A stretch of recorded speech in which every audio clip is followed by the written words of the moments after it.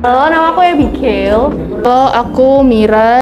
Perkenalkan, nama aku Dia Zain, biasa dipanggil Zain.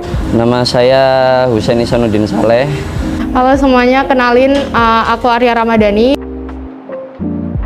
Saya SMA Silui 1 Surabaya. Dari SMA Negeri 5 Surabaya. Asal sekolah dari SMA Negeri 1 Sidoarjo. Asal sekolah dari SMA Muhammadiyah 2 Sidoarjo. Dari SMA Negeri 1 Sidoarjo.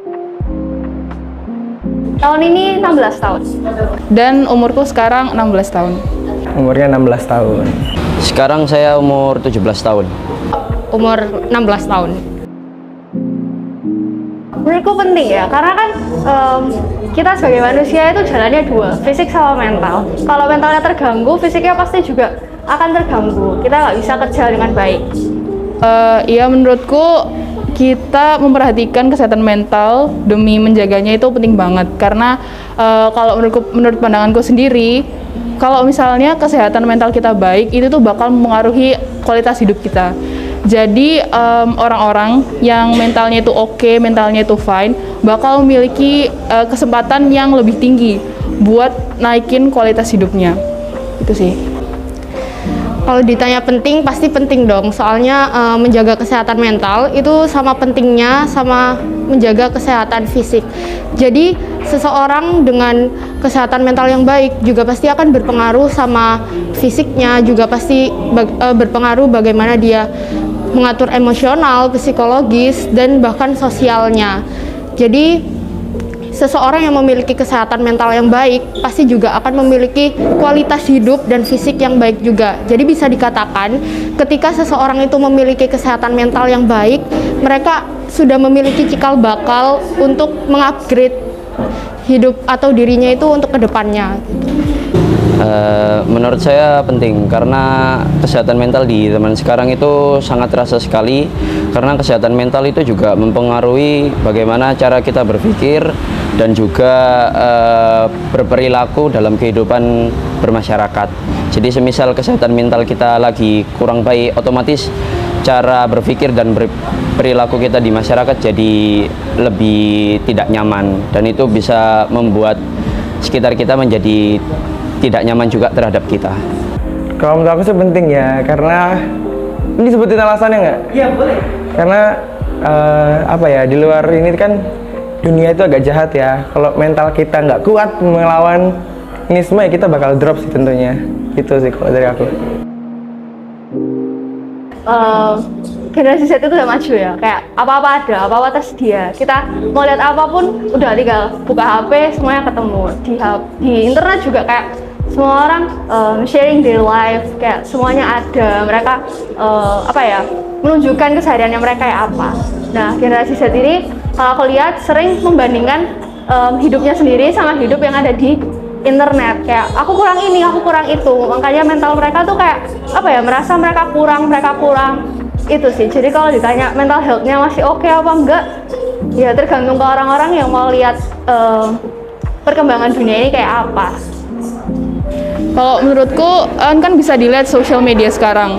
Jadi kalau sekarang itu orang-orang udah berani menyuarakan kalau tentang keluhan-keluhan mereka tentang mental health, kayak ngerasa capek, ini itu tentang keluarganya, temannya. Nah, kalau dilihat sih sebagian besar, mostly itu mental health-nya masih kurang ya. Cuman ada juga sebagian dari mereka yang udah bisa menyuarakan pendapatnya tentang bagaimana cara memiliki mental health yang oke. Jadi menurutku 50-50 sih, ada yang masih kayak jelek, ada juga yang udah oke gitu. Kalau dikaitkan dengan generasi Z pada saat sekarang, bisa dibilang mereka memiliki mental yang lebih rentan down atau bisa dibilang depresi mungkin ya. Soalnya berbagai tantangan atau persiapan kan lebih berat pada zaman sekarang ya. Pada zaman sekarang itu kan udah globalisasi, semua itu udah terkait atau tersambung pada jejaring internet gitu. Dan bisa dibilang lebih lemah juga karena mungkin pada saat zaman dahulu itu kan masyarakat Indonesia itu belum memiliki pemahaman tentang mental issue sepaham dengan anak-anak yang sekarang gitu loh. Jadi anak-anak sekarang itu kan udah paham banget tentang mental health gitu. Jadi dikit-dikit mereka kaitkan dengan kesehatan mental gitu. Kalau menurutku sih mungkin masih ada yang punya kesehatan mental yang bagus, tapi memang ya tidak bisa dipungkiri di sisi lain mungkin ada juga yang teman-teman sepantara kita di SMA itu kayak udah mulai nggak peduli sama sekitarnya, bahkan kayak hal yang seharusnya itu baik mereka anggap kayak kayak apa sih, untuk apa sih melakukan kayak gitu, wis mending dipek sendiri lah, dia lebih baik bodo amat terhadap sekitarnya. Tergantung ya, ada dua kemungkinan, ada yang bisa menjaga mentalnya dengan baik, ada yang malah melepaskan mentalnya dia itu semakin lemah gitu kan. Menurutku karena kata mental, karena di Indonesia kayak mental pasti kayak mereka langsung lihatnya itu ke gangguan jiwa, gangguan mental, jadi kayak ya itu. Menurutku gini, kesehatan mental di Indonesia itu masih dianggap kayak dipandang sebelah mata. Kalau misalnya nih ada orang penderita penyakit mental, mereka itu bakal diomongin sama orang-orang, alah kamu tuh kurang ibadah aja, kamu tuh kurang doa, kamu tuh kurang mendekatkan diri pada Tuhan. Dan menurut mereka solusi satu-satunya adalah mendekatkan diri sama Tuhan. Padahal nggak hanya itu. Jadi stereotip yang dibuat sama mereka itu bikin penderita penyakit mental yang beneran butuh bantuan itu kayak jadi nggak mau, jadi malu karena takut dikatain caper, kayak cuma pengen jadi attention seeker, padahal mereka tuh bener-bener need the help, they really need the help. Jadi mereka enggan untuk seek for it.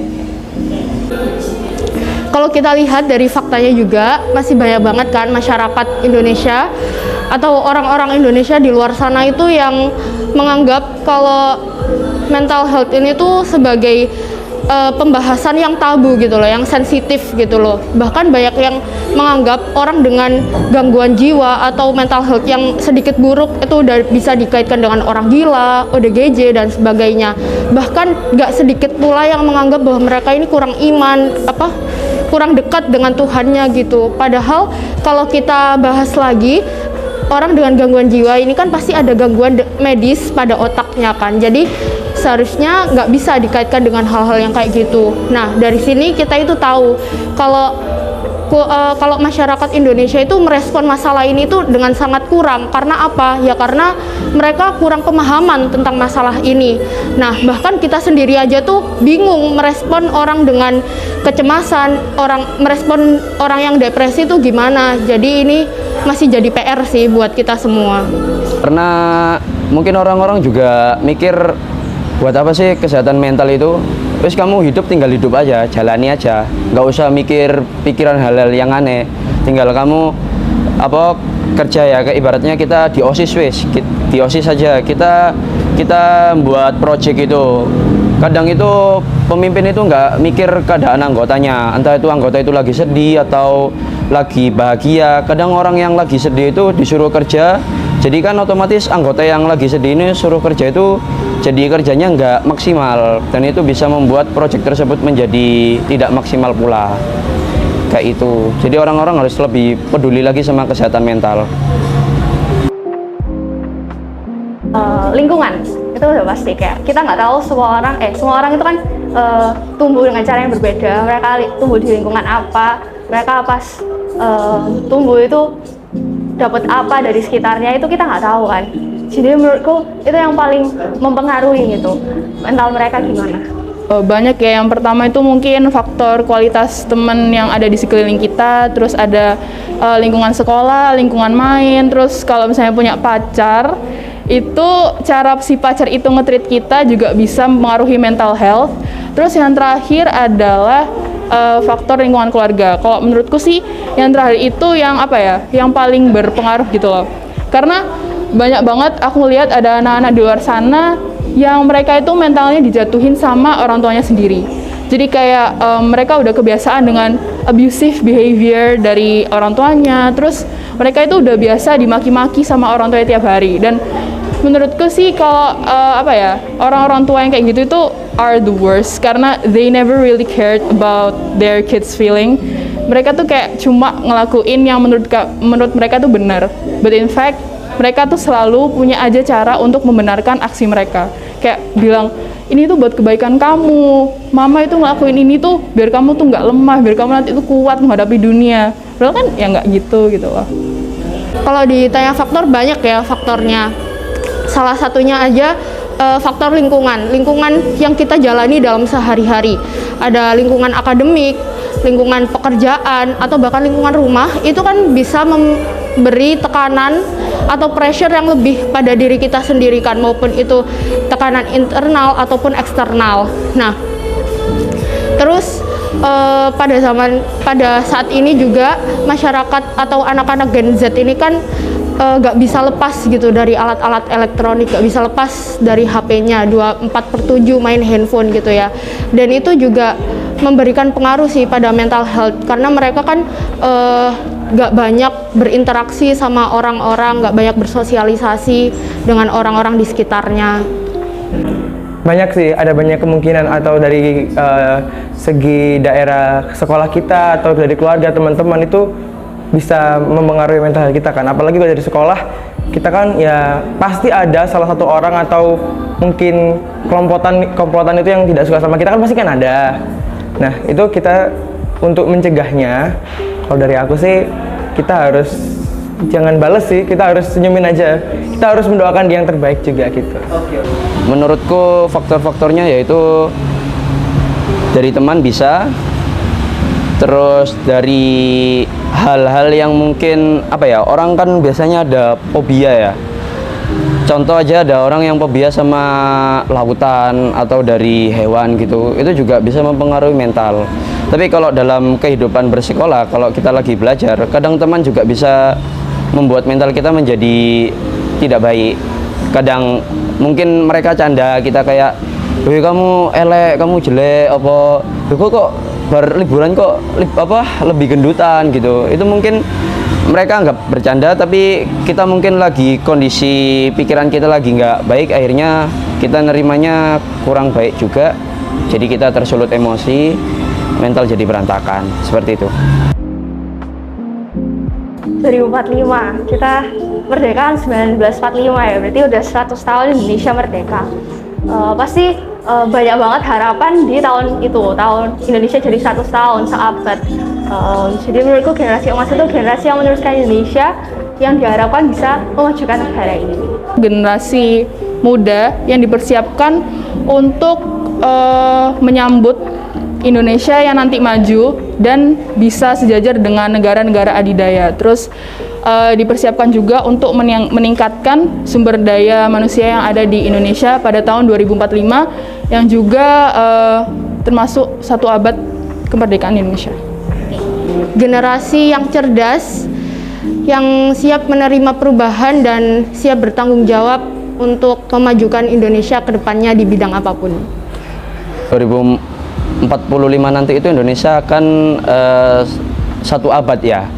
Jadi di 1 abad Indonesia itu diharapkan kita generasi saat ini itu bisa membuat Indonesia menjadi setara dengan negara adidaya, yaitu masyarakatnya lebih maju, pola pikirnya maupun perilakunya, seperti itu.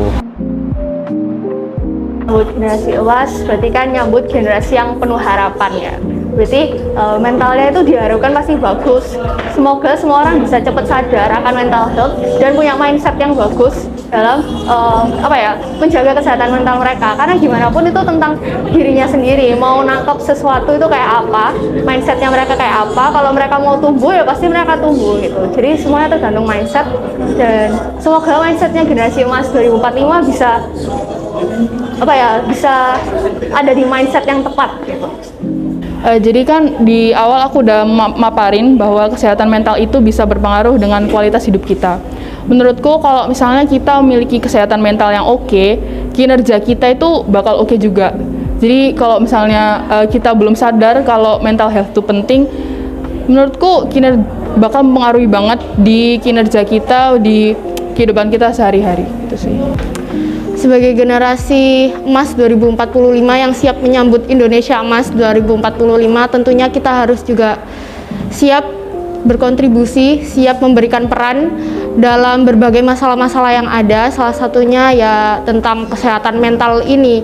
Karena seperti yang sudah aku katain tadi, mental issue di Indonesia ini masih menjadi masalah, masih menjadi stigma yang bisa berdampak buruk bagi penderitanya itu sendiri. Jadi kita di sini kan juga nggak mau kan Indonesia Emas 2045 seharusnya generasi emas seperti kita ini memberikan kontribusi yang besar untuk kemajuan Indonesia, malah masih terselubung dalam masalah mental issue yang masih dianggap sensitif bagi masyarakat di luar sana. Ya dimulai dari sekarang ini yang kita bisa lakukan yaitu belajar dengan tekun, cari ilmu sebanyak-banyaknya dari manapun itu, di sekolah, di luar sekolah, kita cari ilmu. Setelah itu kita implementasikan ilmu tersebut di lingkungan sekitar kita. Itu memang hal kecil, tapi itu akan berdampak positif untuk kedepannya. Dan itu akan membuat negara kita menjadi lebih kuat lagi karena masyarakatnya sejahtera, makmur, dan sentosa. Kalau aku ya, ini aku doa semoga kedepannya ya, semoga kedepannya kita semua ini bisa menjaga mental health kita, apalagi kita akan menyambut generasi emas 2045. Aku harap di tahun itu kita bisa mengontrol mental health kita menjadi yang lebih baik.